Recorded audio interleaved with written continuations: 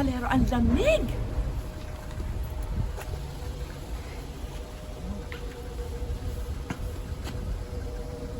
Juliet! Hello! Dito ka! Andito ka aking camera. Hello! Wow. Hindi ka handa. Ayan, oh. Hindi masyado. Sabay nag-wave sa camera. Ang dami naman ngayon. So, oh, wow! Pasok po. Parang hindi masaya yung bahay niya. Oh. Tingnan mo Medyo naman. lang. Slide lang. Slide lang po. Uy, ang cute-cute. Pasok po sa munting bahay. Sige. Kumusta ka na? Buti naman po. Paskong Pinoy, yan ang gusto Yes. ko. Bongga. Ano ba ito nasa hapagkainan? Ang konti. Para sa'yo. Oo. Para sa akin ba ito? Oo. Naku, Juliet, ano ba itong mga pagkain na to? Wow! Paki-explain mo to. Ano to? Kutsinta po, classic. This is the platter na ginagawa ko. Puto bongbong, Oo. kutsinta, sapin-sapin. Diyos ko. Tsaka ito po yung specialty ko. Of course, later. Ito po yung classic esimada ala baliwag. Oo. Ala baliwag, yan po yung ginagawa Oo. natin. Ito na yan. Ito Magkakaripik na na siya. lang. Wow. Juliet, sino naman ang mga customers mo na? Kumbaga, siyempre nagkakasuki ka na dyan eh, di ba? Yes po. Siyempre, yung mga Pilipino na nakatira dito sa Oo. Ilocman, mga Filipino community. Oo. Siyempre, meron din ako mga a few Chinese and monks as well. Ang mga Chinese, gusto rin Oo, nila yan? yung mga Pati kakanin mga ko, monks? Anong opo. gusto ng mga Chinese dyan? Lahat yan? Oo, may order nga sa akin. Isa pang produkto ko yung bibingka Bisaya. Umorder din sila nun, hindi ko alam. Eh, ano ang monks? Anong gusto?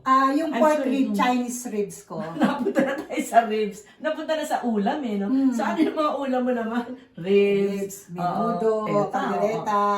So, yung per order yan. Pero Per ito yung order pinaka, ano mo talaga. Per Ano ba? tray. Oo, parang bread and butter. Yes. So, ngayong Kapaskuhan, marami talagang order din. Opo, fully Oo, book nga po ako fully hanggang book. January 4 eh. Pag sinabi mong fully booked, everyday meron kang ginagawa. Meron po. Are you able to store this? O kailangan pag luto mo ganyan, kailangan i-deliver Di-deliver ko. agad? Pick up, kukunin nila dito. Kasi Oo wala akong nga. time mag-deliver. I'm so busy. Oo. How long does it stay in the refrigerator, for instance? Kung Pwede siya siguro mga 3 to 4 days. Tapos i-reheat lang sa microwave. Sa microwave. O sa oven. Sa microwave, probably 5 seconds. Oo, Mr. kailangan C. binibigyan mo ng instructions. Of eh. course. Kung hindi, baka maganda. Pero katulad dito, reheat mo lang yung oven, ilagay mo siya kasi foil naman to. Mga 5 minutes, mainit lang yung oven and then pasok mo lang siya para lang mag-melt yung mga latik natin. So, Oo. mainit na siya, ready to serve. Naku, syempre naman. Alam mo, itong mga test tubers na to, gusto ng mga cooking demonstration. Yes po. I-demonstrate mo nga kahit pa paano yung palitaw. No? Sabi mo kasi medyo madali yung recipe na yan. Oo. Tara sa kusina. Tara po. Halika. Juliet, i-share mo naman muna ang recipe mo ng iyong palitaw. Kailangan natin ng glutinous rice, Okay. rice flour, water, Mm-mm. desiccated coconut, Mm-mm. meron tayong sesame seed, Yan plus ang sugar. nagpapasarap. Yes, Oo. ito ang pinaka-secret niyan. Of course, kailangan meron tayong lutuan. Oo. Para doon natin luluto yung palitaw. Una, lalagay ko lang tong tubig. Paghahaluin lang natin siya Yes. para mabuo siya. Gagawin natin siyang parang clay. Okay. Lang natin, maghahalo-halo lang tayo. Kailangan gagawa lang tayo para tayo naglalaro. Gagawa tayo ng clay.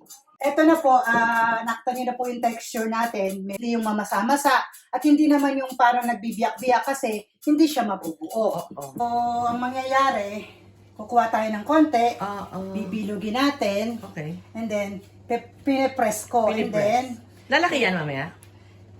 makikita mo siya, lulutang siya mamaya, parang gano'n. Duluwag lilitaw. So, hayaan mo lang siyang ganyan, kasi kusa siyang lulutang. So, ganito lang yung ginagawa ko.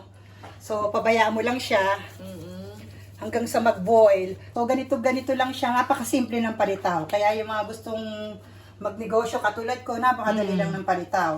Okay. Sa mga mommies na katulad ko na worker as well, eh, kaya nila yan. Ano siya. So, ibig sabihin, okay na yung palitaw natin. Pero hindi doon natatapos, Ma'am Tessie. So, pag kasi kailangan natin siya kuhanin, ang sikreto niyan, para hindi siya medyo chewy, lalagay natin siya sa tubig na malamig. Nilalagay ko siya sa tubig na malamig. Yan ay isa sa mga para maganda ang texture ng ating Palitaw. palitaw. So, pabayaan mo lang siya hanggang sa mawala yung init. And then, after, may strainer tayo. Kukuhanin natin siya, syempre. So, okay na siya. Lalagay lang natin siya dito. Kasi tingnan mo yung texture niya, parang makisap. At madulas That's siya. Para siyang, alam mo yung slug, madulas, gano'n. Gano'n ang texture niya. Mm-mm. So, after this, we're going to transfer here. Maglalagay na tayo sa desiccated coconut. Ilalagay lang natin siyang gano'n. Ilalagay lang natin siya.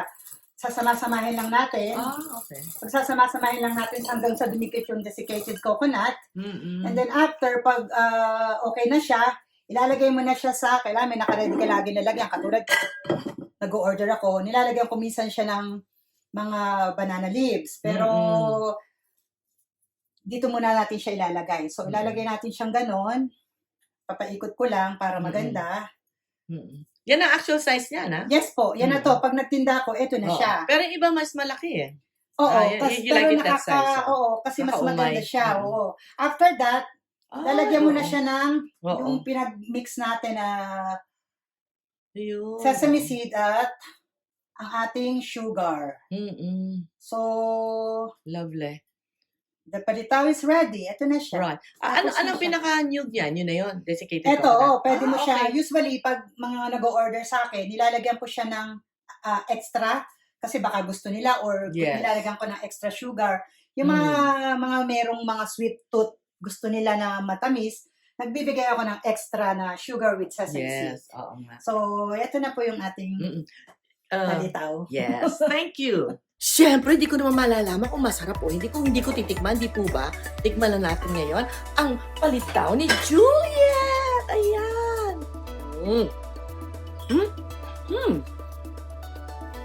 Panalo?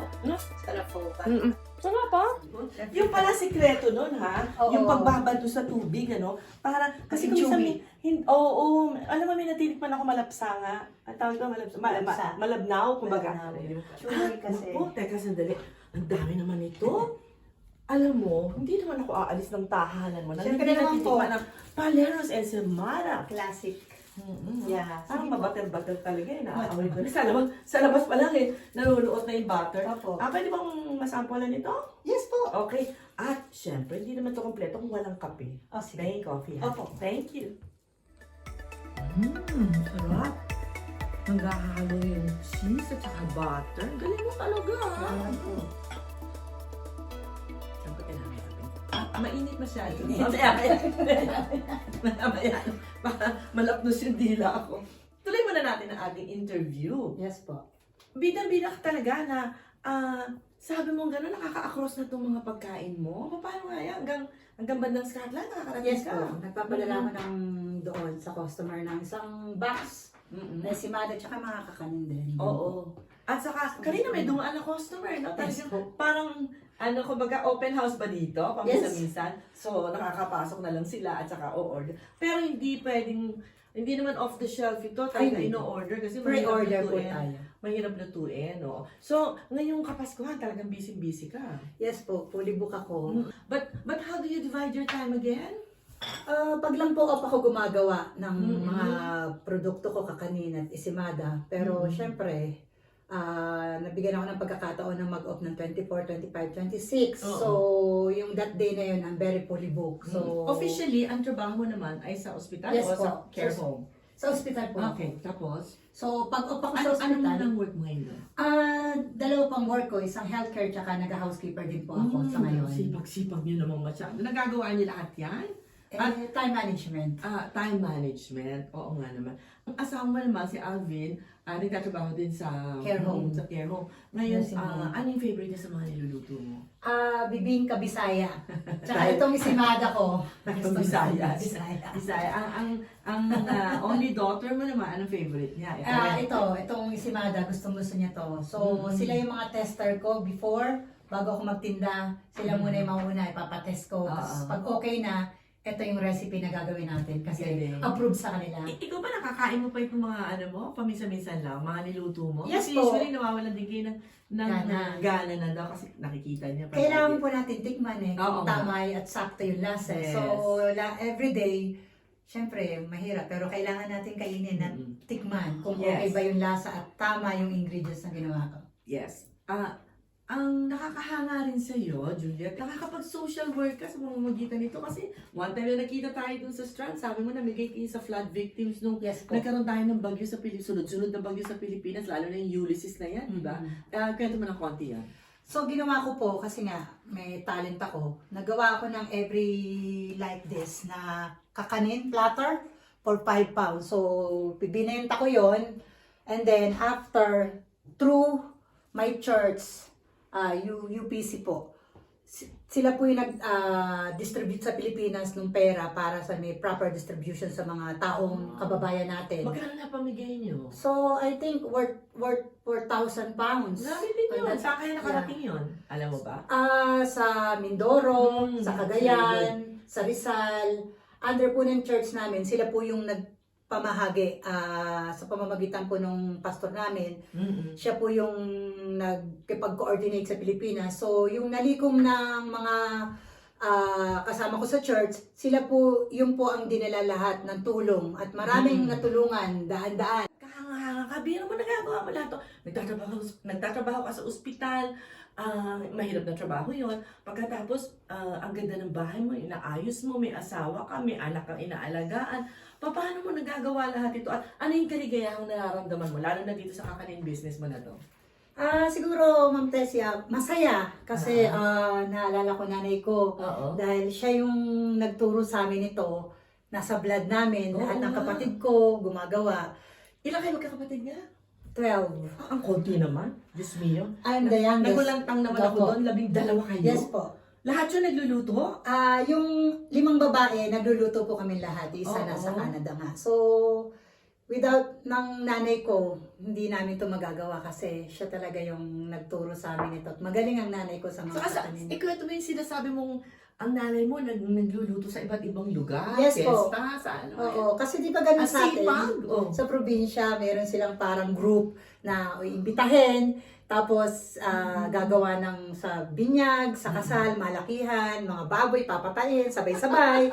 So, siya yung pinaka-main chef ba? So, siya yung nagtululuto, ganyan. So, minsan, sinasama niya yung kapatid ko sa Canada, ako, tagahiwa, o whatever. So, lumabas yung talent siguro namin dahil sa nanay ko. Oh, if I may say so, naniniwala ako dyan kasi parang medyo may konting namana din ako dahil ang lola ko at ang nanay ko taga Pangasinan. Di ba? Sikat din naman ang Pangasinan sa pagluluto. Yeah. So, kinagisnan ko yung nagluluto lola ko at ang nanay ko. Medyo mataas din yung standard namin ng pagkain sa bahay dahil masarap yung mga niluluto. Sandali. Naku, alam ko, marami ka pang nangangawin na yung kitchen mo dahil may mga niluluto ka. Hindi na ako magtatagal. Thank you for your time. Thank you for guesting in Test Tube. At saka, syempre, hindi naman ako aalis hanggang nag-text na yung aking asawa. Alam niya kasi na may ensimada ka. Paborito niya to. O-order ako. Isang kahon lang kasi dadalawa naman kami. Yes, okay? Thank you again, salamat. Juliet of Paleros Kitchen. Hanggang sa ating next episode dito sa Test Tube. Happy New Year! Ayan po, isang yummy episode dito sa Paleros Kitchen. Abangan niyo po ang ating mga more exciting episodes for the coming New Year. Dito lang po sa Test Tube. Bye!